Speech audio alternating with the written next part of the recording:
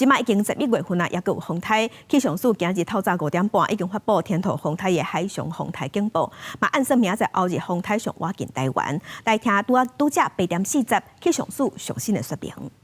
朋友，大家早安！气象署发布今年西北太平洋上第25号台风天兔的海上台风警报。我们目前预估，台风未来会往西北西的方向移动。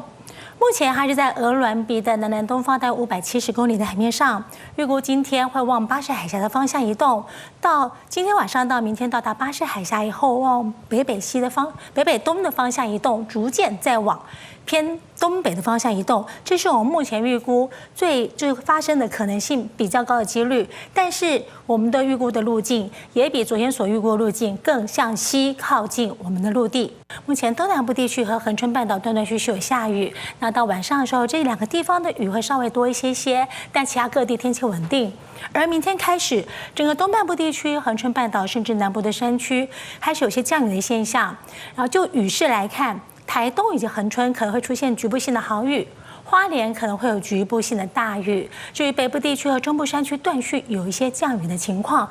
我们目前预估，在星期六，基隆北海岸、宜兰以及双北的山区可能会出现局部性的大雨。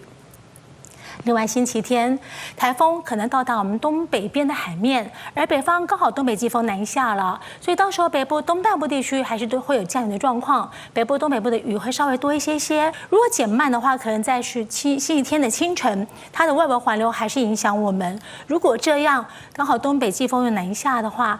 所谓的东北季风和台风外围环流是否会有共伴效应，造成北部、东北部的雨势明显？这部分是我们持续要观察的。